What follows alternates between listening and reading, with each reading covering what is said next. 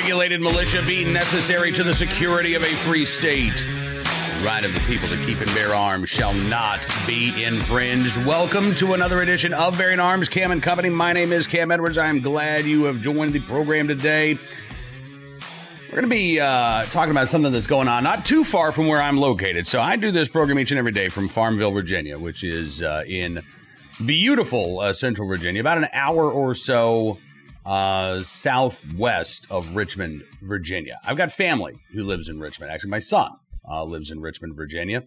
And Richmond is one of the many cities across the country that is seeing its crime rate go up, although the city does not want to acknowledge this. As a matter of fact, a couple of months ago, the police chief in Richmond, Virginia, Gerald Smith, took issue with billboards that have been put up by police officers, rank and file officers in Richmond, warning that the city was becoming unsafe. This is the headline back in June. Richmond's police chief says billboards claiming the city is unsafe are false. Yeah, Chief Gerald Smith says the city's understaffed, but it's not undermining public safety, which is BS.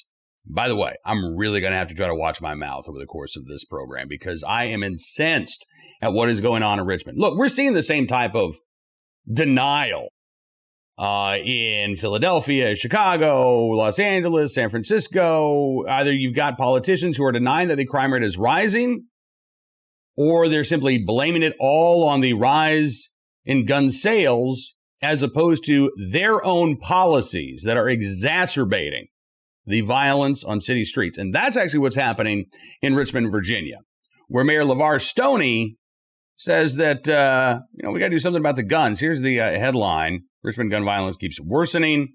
Solutions sought as numbers worsen. Well, the solution is simple. You go after those most violent offenders. In any given city across the country, you have a core group of very prolific offenders who not only are the most likely to commit violent crimes and the most likely, quite frankly, to be the victim of violent crimes, but they're the ones who spread this violence, right? They're sort of they are sort of human super spreaders of violent crime. And they're known to police. Frankly, they're known to the communities that they live in and that they prey upon. So the key to reducing violence is to focus like a laser on that core group of hardcore offenders. This isn't rocket science. We know that this is the best way to actually reduce violent crime. But in Richmond, Virginia, Mayor Levar Stoney, he's got other ideas. Stoney pointing the finger to guns rampant on the streets and at a growing mental health crisis on Tuesday.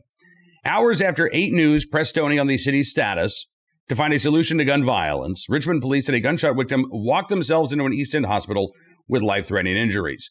I'm incredibly concerned, said Stoney, adding, no, it's not the 1990s. That's not the case. But still, when a person loses their son or daughter to gun violence, that's a problem for all of us. Yeah, he sounds real concerned. And it's true. The violence in Richmond, Virginia is not as bad as it was in the 1990s. But it's going up. And frankly, it wasn't supposed to. When Democrats took control of the state legislature in Virginia in November of 2019, gun control was their first priority. And since they took control of the state legislature in November of 2019, they have put more than a half dozen gun control laws on the books, laws that they told us would make us safer in the state of Virginia. Instead, violent crime has gone up, not only in Richmond, but in Roanoke, in Petersburg, Norfolk, Virginia Beach. These gun control laws haven't helped. They lied, quite frankly, to the public, ensuring them that, listen, if you elect us, you put us in place, we're going to put these common sense gun safety laws on the books. It's going to reduce violent crime. Nope, crime's going the opposite direction. And again, the Democrats in charge of these cities in Virginia have no excuse other than, well, it's the guns. Levar Stoney said he believes that Chief Gerald Smith is doing everything he can with the resources he currently has. Well, who's in charge of ensuring that the police department of Richmond, Virginia actually has the resources that it needs? Stoney emphasized that the department can't just solve crimes, but also has to prevent them. So whether there are weapons and firearms and firepower we see in these communities, we've got to get these guns off the street, Stoney said. Meanwhile, the chief says the way community members can help get guns off the streets is to report lost and stolen firearms. That's not the issue here. You know, in fact, just a couple of years ago, the last time we saw record high gun sales in the country, we also saw record high gun sales in the state of Virginia, and violent crime dropped. So the idea that, well, increased gun sales is what's leading to violent crime, not only has that been refuted by a study out of California earlier this year, the own anecdotal evidence in the state of Virginia indicates that that's not the case. So while Mayor Levar, Stoney in Richmond and the politically appointed police chief there, Gerald Smith, point their finger at the guns, they're ignoring the human beings who are responsible for committing these violent crimes, for committing so far 40 homicides in the city of Richmond, which is 6 more than what we saw last year, which was more than we saw this time in 2019 and in 2018. Now, I take this personally. I do, not only because we're seeing these Democrats talk about our right to keep and bear arms as if it is the problem, as if it is driving the violence in Richmond. As I said, my son lives in Richmond. And earlier this summer, about 5 blocks away from where my son lives, one of his high school buddies was shot and killed. Cody Woodson was a good kid, 20 years old. He played soccer with my son in high school. They hadn't been as close since they graduated, but they still talked on occasion. And I remember Cody hanging out in my kitchen and coming over to the house. And he was, like I said, he was a good kid. He always had a part-time job after school, played soccer, just, you know, the type of kid that didn't cause any problems, kind of knew what he wanted to do with his life. He had a plan. He had direction. And one night, he kissed his girlfriend goodbye. He took the trash out, and he was walking to a corner convenience store in downtown Richmond near the campus of Virginia Commonwealth University. He was on his way to get a bottle of tea. And apparently, somebody, don't know who yet because no arrest has been made, somebody got into a little beef with Cody, pulled out a gun, and killed him right there on the street. Same block, 24 hours earlier, a 17-year-old shot and killed in what police say was a botched drug deal. Now, in this case, they don't believe that Cody was trying to buy drugs. They think he was literally just in the wrong place at the wrong time. And we are months later, and police are no closer to solving this case. They've not even identified a person of interest or a suspect. And sadly, that is the case with a lot of homicides in Richmond, Virginia. In fact, I'm kind of curious because I haven't seen any local media actually ask the mayor or the police chief, hey, what is the homicide clearance rate in Richmond this year? Is it above 50%? Is it below 50%? How many arrests have been made in the 40 homicides that have taken place in the city? My guess is it's far below 50%. And the clearance rate for non-fatal shootings, even lower. Now, again, Democrats can try to blame this on a lack of gun control. They can try to blame this on a rise in gun sales.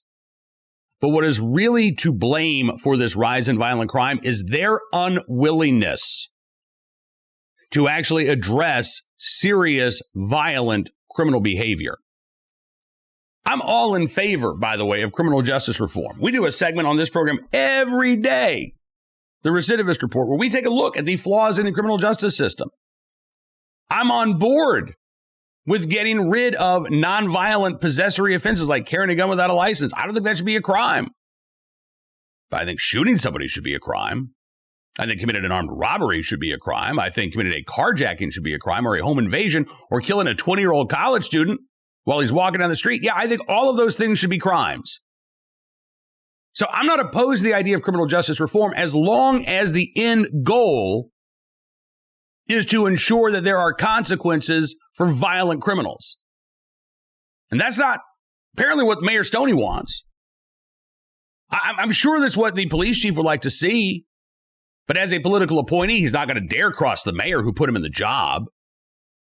And again, this problem is not solely confined to Richmond, Virginia.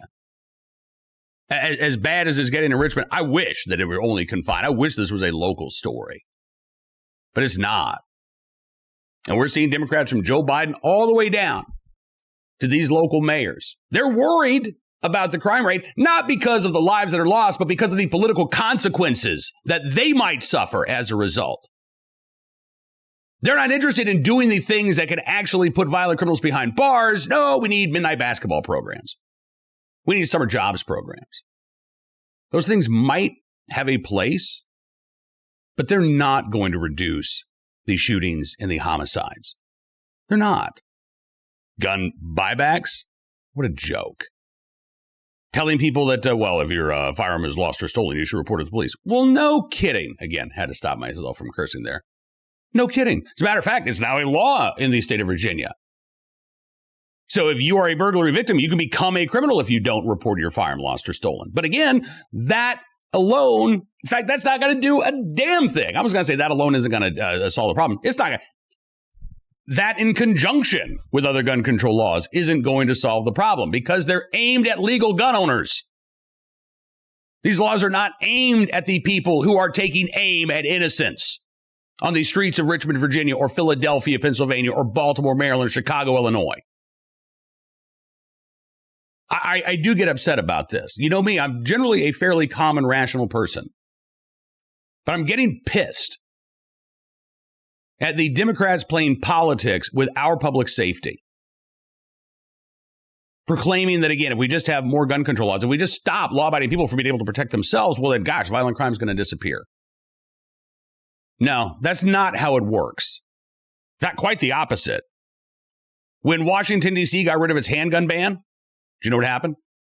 Homicide rate dropped. Yeah. As people were actually able to own a firearm in their home to protect themselves, violent crime did not increase. There weren't more homicides. There were actually fewer homicides after that gun ban disappeared. Same thing happened actually in Chicago for a couple of years after its handgun ban was struck down. Homicide rate actually declined. Now, again, it's started to go back up again. But the idea that we can ban our way to safety, that if we just strip Americans of their right to keep and bear arms, that everything will be hunky-dory. I don't even know how many Democrats believe that these days, especially given the number of new gun owners that we're seeing across the political spectrum. But enough is enough. Quit making excuses for your failures to address violent crime. And homicides aren't rising in Richmond because gun sales are increasing. Homicides are rising in these Democrat-controlled cities across the country because the Democrats in charge of those cities aren't doing their damn job. And until they do, and I don't have much hope that they will anytime soon, honestly, I don't see things getting better. You know, President Biden has said, well, look, we got these billions of dollars for these community gun violence prevention grants. Governor Cuomo, still the governor for now anyway, proclaiming, we've got all these, these initiatives. We're going to put these kids to work. We're going to get them off of the streets. We're going to make sure that they're living productive. Again, great. What's the timeline on that? How long should we anticipate it taking before these efforts show results? A year? 2 years? 6 months? How long should we give these efforts before we judge them a failure or a success? It's interesting that we're never told, right? We're told that, when we put these gun laws on the books, we get these programs in place, things are going to be better. And if they don't get better, just give it a little more time. Or we just didn't put enough gun control laws on the books, right? We haven't done enough. We got to have more. I'm not buying it. I haven't bought it for a long time. I'm really not buying it now. And again, lives are being lost. Families are having to say goodbye to loved ones when they don't have to. They shouldn't have to. Because of the unwillingness, the inability of these Democratic politicians to take crime seriously. The problem isn't guns. The problem isn't the Second Amendment. The problem isn't firearm sales. The problem, violent criminals acting without consequence. And it's up to the police and prosecutors to ensure that those consequences are there. And it's up to officials like Richmond Mayor Levar Stoney to ensure that police and prosecutors have the resources that they need to ensure that those consequences exist. We have a failed system right now. And rather than fix those problems, Democrats just keep wanting to point the finger at you and I and other law-abiding gun owners. Well, I've got a finger to point right back at them. But again, because this is family-friendly, I'll just let you imagine it. All right, let's turn our attention to today's Armed Citizen story, our good deed of the day, and our recidivist report as well. We'll start there with a story out of Georgia, where a gang murder suspect now facing 20 years in prison for crimes that he was originally sentenced to probation. And while he was out on probation, he is accused of murdering a teenager. This is Baldwin County, Georgia, WGXA News. 21-year-old Keandre Bolston accused of shooting and killing 15-year-old Jamadi Solomon in the parking lot of a Huddle House restaurant in March of last year. Officials say that Bolston's a member of the G Shine Blood, Solomon a member of the Gangster Disciples. DA's office said that Bolston had a hearing last Friday, during which the judge revoked his probation and sentenced him in connection to multiple charges not related to Solomon's killing. Yeah, see, it turns out Bolston was serving probation as a first offender for a case from 2018 that involved 2 thefts of firearms, 2 counts of possessing marijuana, and an undisclosed misdemeanor charge. And now, since he's facing charges of murder, the judge went back and said, all right, we're revoking your probation. Now you're going to do 20 years for stealing these firearms. Look, I understand this was a first offense at the time for Mr. Bolston. So maybe 20 years would have been a little too much for a first offense. But there's a hell of a lot of middle ground to be found between probation and 20 years in prison, isn't there? And again, when we hear gun control activists and Democratic politicians say, we need to get tough on these people, or yeah, you're right. When somebody goes and steals a firearm, yeah, there should be consequences for that. Just because it's their first offense, they get a slap on the wrist and they're sent on their merry way. Again, what happens when there are no consequences for crimes? The criminal believes they can get away with it. And why wouldn't they? They have gotten away with it. If Mr. Bolston maybe had been sentenced to a couple of years in prison as a result of the theft of these firearms, well, he probably would have been out on the street to allegedly commit this murder in March of last year. And he might have had the change of heart behind bars. You know what? I don't want to keep doing this. This is not the life that I want to live. Instead, felony convictions, no prison time whatsoever, until he's accused of murdering a 15-year-old. And today's recidivist report, there you go, 21-year-old Keandre Bolston of Baldwin County, Georgia. Our armed citizen story today from the Bay Area of California, where a homeowner shot and killed a man who tried to break into his home in Pleasant Hill, California. According to ABC 7 in San Francisco, this is the third such defensive gun use in the last month in the Bay Area. This particular case started Tuesday around 5:45 in the afternoon. Police got a call saying that there was a man acting erratically, vandalizing cars, banging on windows in the neighborhood, and then a man believed to be an intruder entered somebody's apartment. Police say that he was later found inside the living room suffering from gunshot wounds. He was taken to a local hospital where he passed away. Laura Bryan, one of the neighbors, told KTVU that the intruder tried to break into her home as well. She said he was stumbling all over the place, making loud noises. She said she was so scared, she hid behind her couch, called 911. She said the man tried to get through her front and back door, but both were locked. He then moved on to the duplex next door, where he was ultimately shot and killed. Now, police are continuing to investigate. Even though this is the Bay Area, I suspect that this is going to be ruled as a justifiable homicide, given that this individual, again, broke into somebody's home and was confronted there. But we will keep our eyes on this case. But again, as I mentioned, this is the third defensive gun use that the news media have reported on anyway in the Bay Area over the last month. In mid-June, a 51-year-old in Santa Clara, California, shot A prowler who was sneaking in the backyard broke a window and then kicked in the back door to get in the home. Earlier this month, a homeowner eating breakfast with his wife in Fairfield, California, heard a man kicking open his door and breaking into the residence. He then shot the intruder twice with a legally owned firearm. So, look, even in the Bay Area, people are getting fed up with this violent crime. They're getting fed up with the excuses by Democratic politicians, and they are choosing to exercise their right to keep and bear arms in self-defense to protect themselves and the people that they love.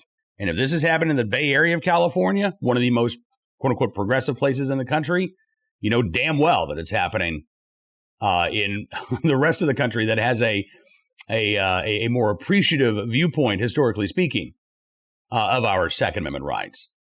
All right. And finally today, our good deed of the day.